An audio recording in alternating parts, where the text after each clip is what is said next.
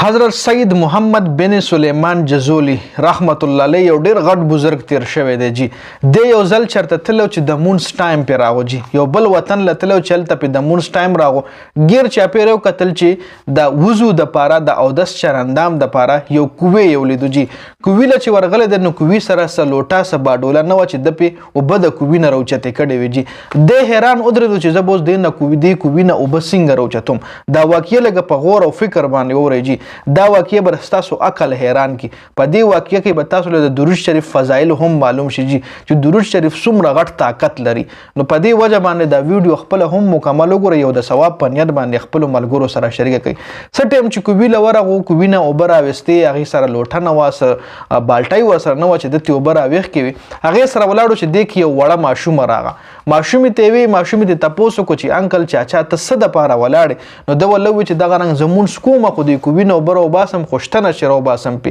ماشومې ورله ووي وایي داسې چل وکړه چې دې کوې له خپل ښه عمل ووایه نو د اوبه به خپله د ستا بره به راوخیږي او ته به ترې وضو وکړي نو ده ورله ووي چې ما له خو اوس داسې زه ښه عمل یاد نه دی زه دې له څه عمل ویم ماشومې ورله ووي چې زه ودرېږه زه ورله خپل عمل ویم د اوبه به بر راوخیږي او بیا پې ته اودس چرندام وکړه جي ماشومې ده نه د خپل نوم تپوس هم وکړه چې ستاسو څه نوم دی نو ده ورله ووي چې زما نوم حضرت سید محمد بن سلیمان جزولی دی ماشومې وپېژندو هم چې ته خو یو ډېر غټ بزرګ یې د ستا خو ما واقعي اورېدلي دي ماشومې ورله ووي چې اوس زه ستا لپاره د دې کوې نه اوبه راوباسم هغه ماشومې خپل توکاڼو کوې له وروتوکل چې دې کې اوبه بره راوختې جي څه ټایم چې دې بزرګ حضرت سید محمد بن سلیمان جزولی چې دا هر څوک کتل نو حیران شو ماشومې ته یې وی چې ودرېږه زه خو چرندام کوم خو ته لا زما تا نه زه یو څو تپوسونه کوم تا داسې کم عمل کړی ښه چې دا خپل عمل دی کوې له ووي او دا اوبه بره راوختې جي نو ماشومې ورله ووي چې زه درود شریف ډېر زیات ویم او ما دې کوې له خپل درود شریف ووي چې مطلب زه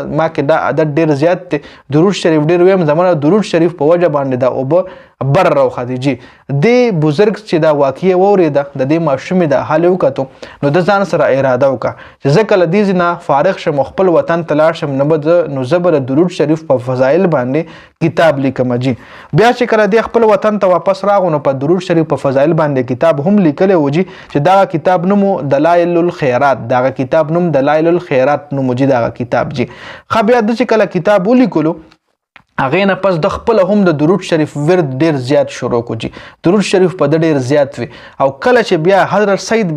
حضرت سید محمد بن سلیمان جزولی وفات شو نو د قبر نه د کستوري خوشبو راتله جي د قبر نه د هغه درود شریف په وجه باندې د کستوري خوشبو راتله بیا 77 سال پس او یا کاله پس د قبر چې کوم دی په سوس کې د هغې شهر نه مراکش ته منتقل کولو یو ځینې بل ته منتقل کولو او یا کاله پس چې کله د لاش مبارک د قبر نه راوویښ کو نه بلکل تر او تازه خلکو چې هغه وکتو ډېر زیات حیران شو چې د او یا کاله پس هم د لاش دومره تر او تازه څنګه پروت دی یو کس چې کوم دی د په مخ باندې داسې ګوته کې خلکه څنګه انسان د ژوندی نی چې داسې ګوته پې کېد نو هغه وینه ترې راشي هغه سپین شي او بیا چې ګوته اوچته کړي نو وینه راشي هغه ځای سور شي نو دلې چې په مخ باندې داسې ګوته کېښه او یا کاله پس نو د مخ هغه ځای سپین شو او چې ګوته یې ترې لرې کړه بیا داسې سور شو مطلب وینه پکې دوباره راغله څنګه چې په ژوندي انسان کې وینه سرکولیټ کولو نو دغه رنګ او یا کاله پس د دې بزرګ انسان په جسم کې هم د وینې سرکولیټ روانو